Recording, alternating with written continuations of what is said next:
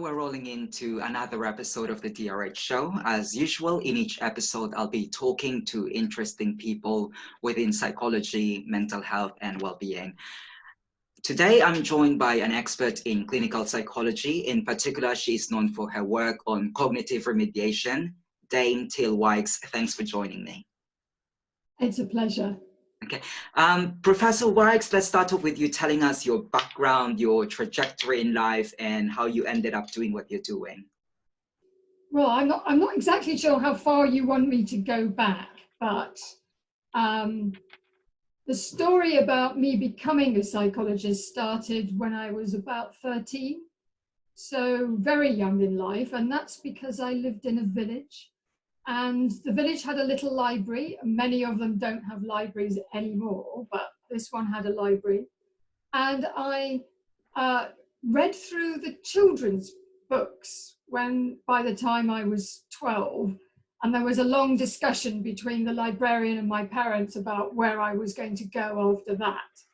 So they allowed me into the adult section of the library, and but only into the fact section, not the fiction section, first of all. And as I was staring at these books, I picked up an educational psychology book, which of course I didn't understand most of it. But I then decided, shortly after at least, flicking through this book, that actually that's what I wanted to be when I was grown up. I was, if I'd been a bit taller, I might have been an architect or an accountant, but the educational psychology was just on my level, so that's why I picked up the book. So that's really where my career started. I suppose from then on, I went on to do psychology at university, and then I did a PhD, which was on, not on clinical yet, it was on cognitive psychology, and particularly about children's understanding of stories. So I was interested in inferences and how we learn things in life. And then I ended up thinking, well, what do I do now? After my PhD, I need a job. And I joined the Medical Research Council, which was a social psychiatry unit dealing with issues to do with mental health. And after that, I suddenly realized I still needed a job after my postdoc.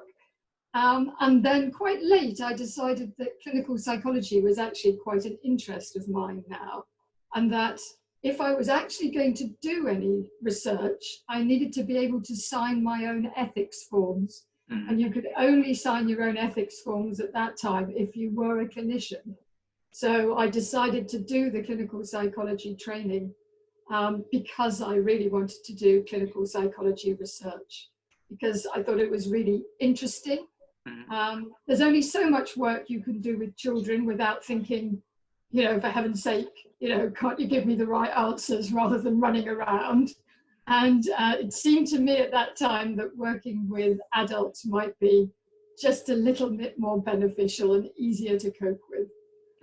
So that's sort of how I ended up being a clinical psychologist. And of course, like what I've mentioned on the introduction, a lot of your work has been concentrating on clinical psychology. And of course, you're known for cognitive remediation therapy. For those of us who are not familiar of what kind of therapy that is, could you just give us a snapshot of what cognitive remediation therapy is?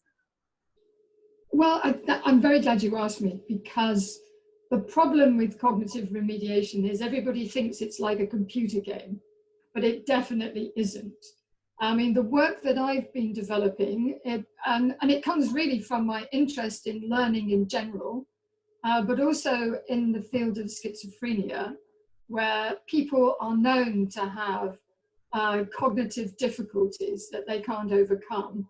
And some of these are ones that, are developmental, but some of them are actually because people find it very hard to translate their cognitive skills into real life. And also have a fear of failure, because many of these people have failed a lot in different areas of their life. So cognitive remediation is about teaching them basic cognitive skills like how to attend, which is a skill, how to attend for a while, but also how the ways in which you might remember things for later. You know, if you go to the supermarket, you really ought to remember your list, unless you'd remembered to write your list onto a piece of paper before you went. And it's also about, there's a sort of beep on the line. Is that me or you? I think it's you. We can actually pause the video if you want. Well, I will just, I think my husband has got windows open, so I've just closed them all. Okay, I'll pause it and then, okay. So the main part of cognitive remediation, or at least the cognitive remediation that I'm involved in, is about not just learning cognitive skills, which a lot of people teach, which is, you know, trying it via practice, but also includes something called metacognition, which is recognizing times when you might need to use the strategies and skills that you've built up. And I think that's what's been missing from many of the programs in the past, that you really need not just to know that writing things down before you go to the supermarket is a way of managing your list of things you need to buy, but it's also about knowing that that's a skill you could use, because you may not remember in the future the list of things that you have in your head at this moment, because you might be diverted. So those are the sorts of things that trying to help people, and this isn't just helping them with a kind of brain training that you see a lot of online. It's about how this can help people in the future. So about how that it can help them in their real life, not just how they remember, you know, 7 numbers, but how actually they do remember to phone their mum when they said they were going to, or remembering where they put something in the house, that kind of thing. Or even, and this is actually quite a complicated skill that people don't recognize, how to follow a soap opera. Because quite often on the television, the soaps have very complicated things in them. So they switch between individuals. So, you know that they know something, but the person they're talking to doesn't know about this particular issue. And in order to understand the way the drama is moving, you need to have this background information that you keep online. And it's those sorts of things that I'm trying to help people with, particularly with schizophrenia, but it's now being used with people with bipolar disorder and people with eating disorders, how to translate their cognitive skills into real life. And presumably this cognitive remediation therapy is a fairly recent innovation within the field of psychology and mental health. So if you could just sketch out to us how psychological treatment has evolved over the past few years. Okay, well, I suppose I can tell you most about people with schizophrenia, because that's the group of people that I've been involved in the most, or involved with the most. So psychological treatment for quite a while was kind of outside. It was thought of as being not applicable to people with a diagnosis of schizophrenia. The general way of dealing with people was via biological means, so that by medications alone. Medications can help, but they don't solve every problem. And we were told that we shouldn't really talk to people about their delusions or hallucinations. But over time, something called cognitive behavior therapy for psychosis has emerged, and that treatment actually encourages people to talk about their delusions and hallucinations, to take account of when those occur the most, to try and help people to reinterpret them. And that's called cognitive behavior therapy for psychosis. My way of managing in cognitive remediation is to use the sorts of clinical skills that people use in cognitive behavior therapy for psychosis into cognitive remediation. So we have joint agendas on what we want to do. We ask people to set the goals that they want to achieve. We don't try and set the goals for them. And then we try and fit the therapy into aiming for the goals that are important and valued to the person we're providing therapy for the client. But also, interestingly, for cognitive remediation, people thought that the cognitive difficulties that were experienced by people with schizophrenia were immutable. They couldn't change. They were stable over time and they couldn't change. But just because things are stable over time doesn't mean they can't change. It just means that we haven't tried to change them well enough. And certainly in the studies that have been done, and there are lots and lots of them now, we have been able to show that people with a diagnosis of schizophrenia can change their cognitive skills.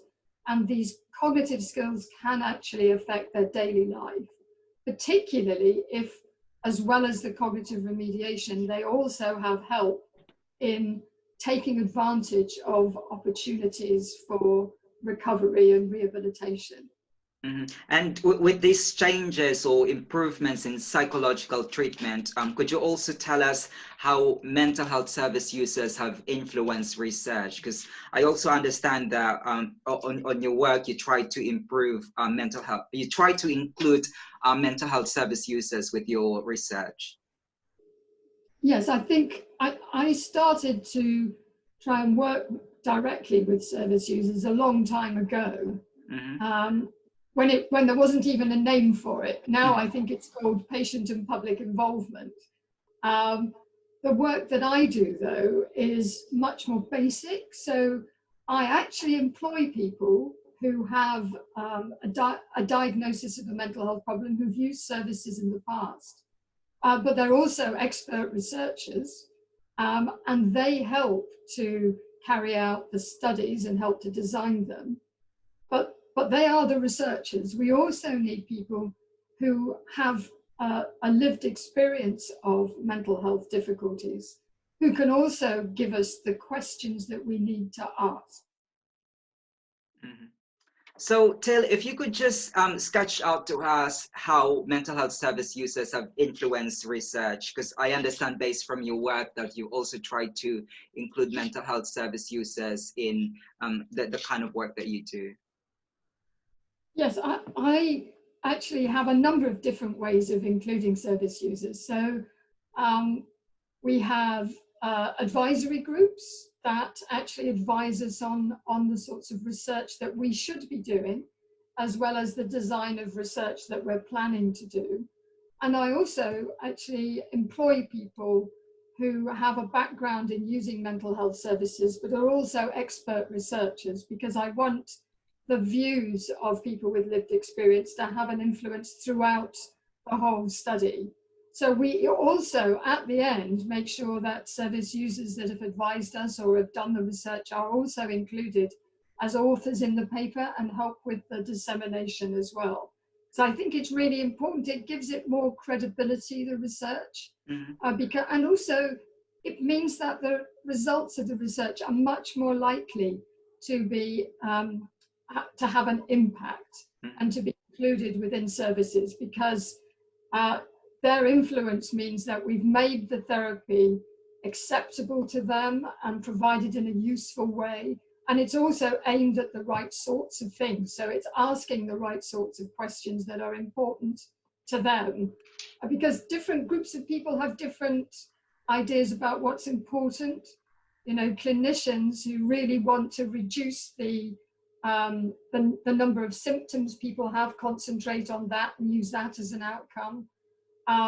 People who are service managers might want to provide treatment that reduces the costs of the service to them, so that people recover and maybe don't use the services.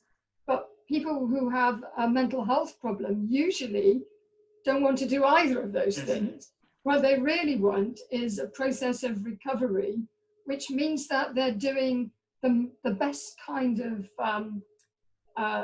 options that they have. So fulfilling, having fulfilling social relationships, or being able to be as independent as possible. And I think you have those little beeps that are coming up. So I've turned it off.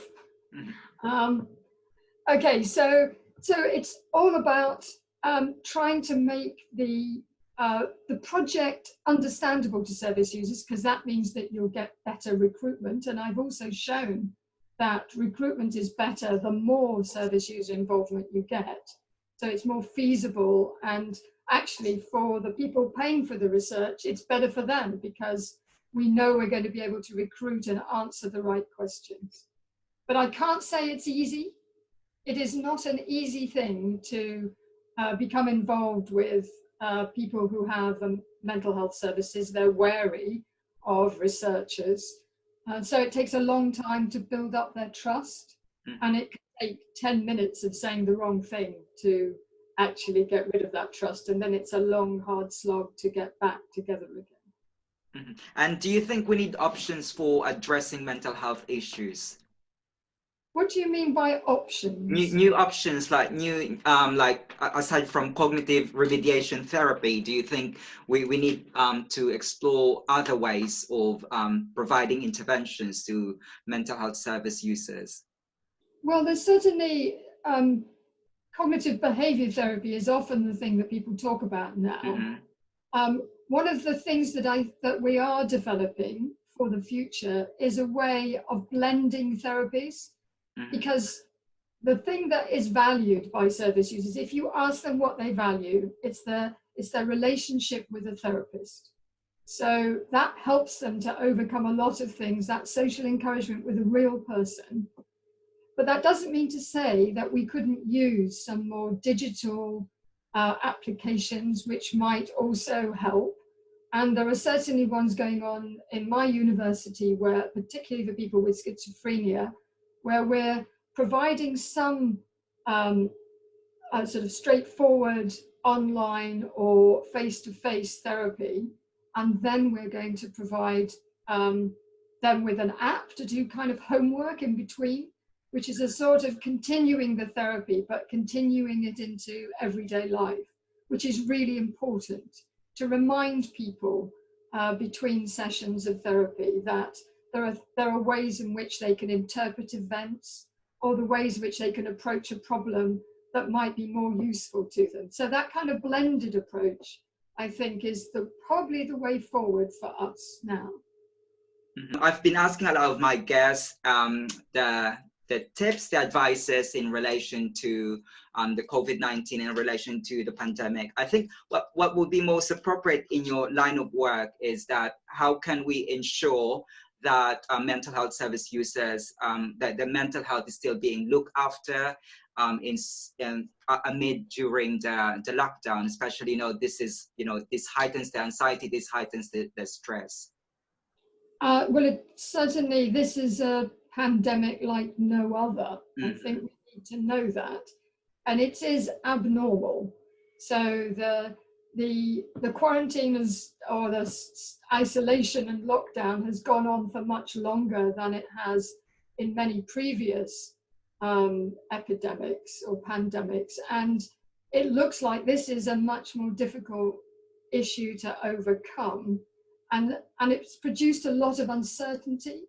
So the uncertainty has really been about, what's going to happen to my employment, concerns about your family and whether they're going to catch the coronavirus, or all sorts of issues to do with your social support in general, which has been cut off. So whereas people's social support used to be their friends, now their friends are almost a threat because they are potentially people who are likely to give you COVID-19 symptoms.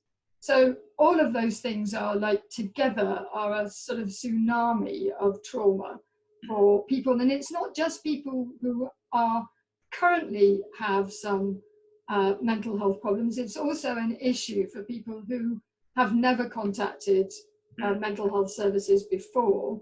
And that's certainly true. We know that from the past. So when SARS and Ebola were the pandemics, we know from there that about 40%, 50% of people actually suffered from depression or anxiety at that time. What we don't know is how long it lasted for, that depression and anxiety, but we do know that the things that are helpful is not to spend too much time on social media or the news about every single little nuance about COVID-19. You need to give yourself a rest. There's an enormous amount of information out there, and there's no reason why you shouldn't catch up, but catch up only once a day, because it doesn't help people, particularly those people who have anyway health anxiety, to be online searching all the time for these things. Doing some work or learning a new skill is a really good thing to do, because that will give you, some self-esteem and achievement for the day. As we're doing some exercise, we know exercise kind of can help mental health, but also it's a sort of relief from concerns and worries and ruminations about COVID-19 at the moment. And then the other thing is that we are actually physical distancing, not social distancing. Lots of opportunities arise for contact with other people, particularly on social media. I know that endless Zoom calls are pretty tiring, so maybe a half an hour with a friend, because you do run out of things to say, but it's good to see the person face to face. I know in my community, and communities have really stepped up in the UK, that they've sort of come together, particularly the issue of Save the NHS. And we go out at 5 o'clock every day and wave to each other in the streets, so that we know that how well everybody is and that nobody's having a problem. There's a WhatsApp group that occasionally during the day I could do without, but because it's pinging all the time, but it allows people to, to help, to offer help. People like to offer help as well as receive that help. So I think that social connectedness actually is really beneficial, as long as it's not too over the top. So there are opportunities for people to help themselves in terms of social support, but nobody should think that there's a problem if they really can't manage their mental health. They really need to talk to the mental health services, and there are self-referral services that you can go to, but please, everybody who feels like they're really having a tough time, you need to contact your general practitioner and talk to that person about the difficulties you have, and then some help will be found, which is important. And Til, I really like the distinction that you gave about social distancing and physical distancing, and I think that's really important to understand. That even though we're restricted with the places that we can visit, the people that we could talk to, which we should not really feel isolated, because there are resources, there are technology available where we can still get in touch with people. And I think that's one thing that we really have to, we have to harness the availability of these resources. Now, Til, let me just come in there, because that's great, but I can tell you that as somebody who's not, a technology aficionado, actually learning how to use Zoom, Microsoft Teams, Google Hangout, House Party, all of those, they're really frustrating as well, but also rely on having reasonable internet and some skill. So one of my major worries at the moment about anybody who is experiencing mental health problems is that they may be stuck in a house with 3 small children, have very little access to the internet, and therefore will find it much harder to have contact. But if any of those ever see this podcast, then really what they should do is phone their GP. They can actually at least phone their GP and keep some contact, even if they don't have a smartphone or good internet in the house. Brilliant. And Til, what is the most important thing you want the public to know about your work? I think I want them to know that clinical psychologists are providing the new therapies that can help people recover from a mental health problem. And that's a positive outcome from all of the work that we do. And one of the things that I think is the most helpful about research is it gives people a more optimistic view of issues like mental health difficulties, and that can really help to drive down stigma in people who have mental health problems in the community and stop the discrimination. And I think then people with mental health problems are more likely to come forward earlier because they won't feel embarrassed or ashamed about having terrible anxiety or depression or about the voices that they're hearing. And that I think is the most important part. It's about science, and particularly psychological science here, changing the conversation about mental health problems, not from who's a victim, but who's a survivor and has recovered, or who has been prevented from having serious mental health problems by having some early intervention. I think that's really crucial to highlight, you know, the good aspects of mental health, instead of just like what you said, instead of just highlighting who's the victim, but who is actually the survivor.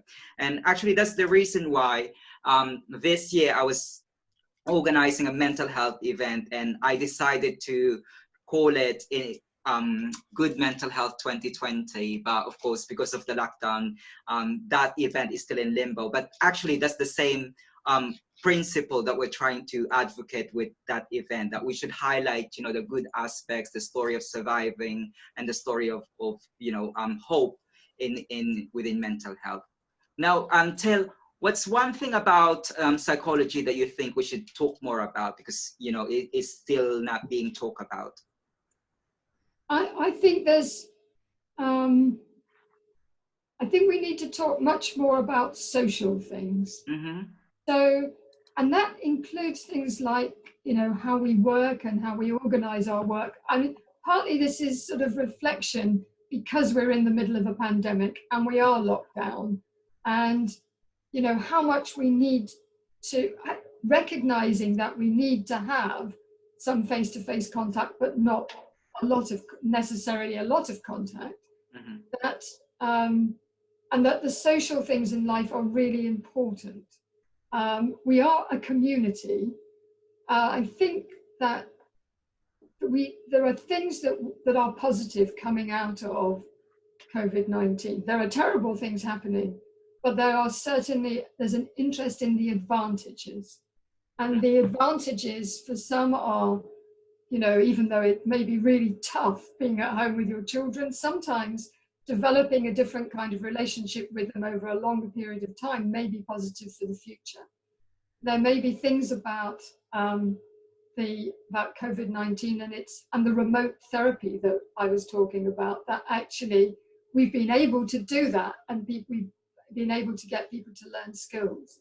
But I do think it's about that face-to-face social community life that we need to think about carefully, because something bad could come out of this pandemic, and that may be some stigmatizing and even racism that can evolve from the potential for deciding where it came from or who might be a carrier of the disease. And I think we really need to be careful. We learned some lessons during the HIV epidemic. Really need not to forget those lessons that we learned, and that's a psychological issue, and we really need to pay attention to that as we move into the future.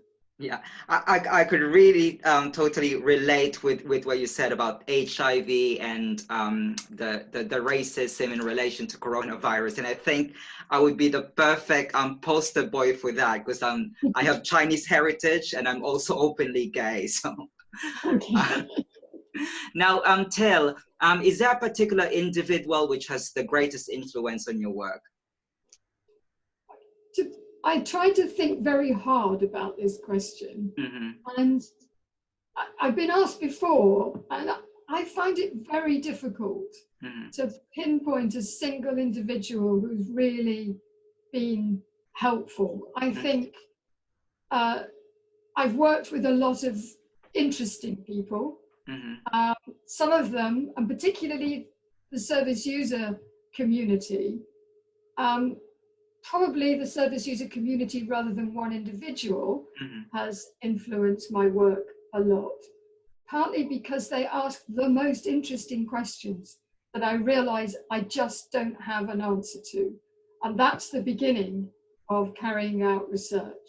But perhaps in that community, the person I've worked most closely with and who's the one person who has continued always to argue with me, which is what I need, is somebody called Diana Rose, who is a professor of service user-led research. And we've worked together for a very long time. And I think she's changed my mind on many particular issues. So if I had to choose somebody, it would be her, but I hate choosing because there's so many. Mm-hmm. And can you also recommend to us a psychology book or any book, not just about psychology? Well, there's two books. One is a psychology book and one is just an ordinary fiction book. So I think the psychology book is Cognitive Psychology by NICER, which produced some really interesting ideas, some of which, we know now need to be thought about again, but where he talks about cognition, not just about remembering, but about the kind of emotive bit, the thing where you're asked a question and you know the answer. Mm-hmm. So it's called conation. And I think that difference is really important because the feeling of conation helps you to feel confident in doing something. And I think that's a really important feeling. And the other book is, and I've now forgotten entirely the title, but it's where the cage bird sings. I can't remember the beginning of it now. It's a Maya Angelou book. And when I was growing up, I lived in an all-white area, and the only differences between people were the size of the houses that they lived in. I didn't really understand racism or sexism very much, but this book, I think, introduced me to all of that in my teens, and I've always found it a really important book. I'll look up those books and then I'll put that on the description box. So for those people who want to grab a copy of that, they can easily find it. Now, Til, I just want to find out, what's your other interest other than psychology? What's your sort of distressing outlet? Whoa. I've started to exercise and I'm sticking at it this time. And that is a really good for de-stressing, but I wouldn't have actually even attempted that if I wasn't locked up in the house at the moment. One of the things that my partner and I do is we go out and learn dancing. He hates it, I love it, but it is definitely, I don't quite know whether that means it's a de-stressing opportunity because most of the time we're both bickering with each other about which foot should have gone first in the class. So those are the sorts of things that I do. But I learned to tap dance when I was on my 40th birthday. So there's always time to learn new skills. Okay. And finally, Til, what's in the pipeline? Do you have latest book or do you have upcoming webinars? Because right now a lot of webinars are going on. Yeah, I'm doing a webinar tomorrow, which is a webinar about joining together Chinese researchers and UK researchers to investigate whether we can do COVID-19 research together. So that's going on tomorrow. And then later next week, I'm doing another webinar, but this is about patient and public involvement in research. And this is really to try and enthuse some of the funders and major societies to really take on board patient and public involvement in all the research that they do. Some have taken it on and have really engaged with it well. Others, not so much. So we want to try and move them from, a state where they might actually be thinking about it to actually doing it. So those are the two things that I'm doing at the moment. And I'm always publishing papers but that's mainly my role now, is to guide younger researchers in how they should be writing papers. So they're the main authors of these papers. I'm just their editor. Mm-hmm. And finally, Til, which social media platforms can we find you? You can find me on Twitter, but I only ever tweet about mental health issues. I don't tweet about anything else. I do not have a Facebook presence anymore, since my account was hacked. And I had very few friends on Facebook, and then all of a sudden I had 99 Chinese ones. So I closed it down. But other than that, I'm not on anything except for Twitter. Okay. I find it hard enough in my busy day to find time to even scroll down, let alone manage all the other Instagram, TikTok platforms that are available to all of my family. Mm-hmm.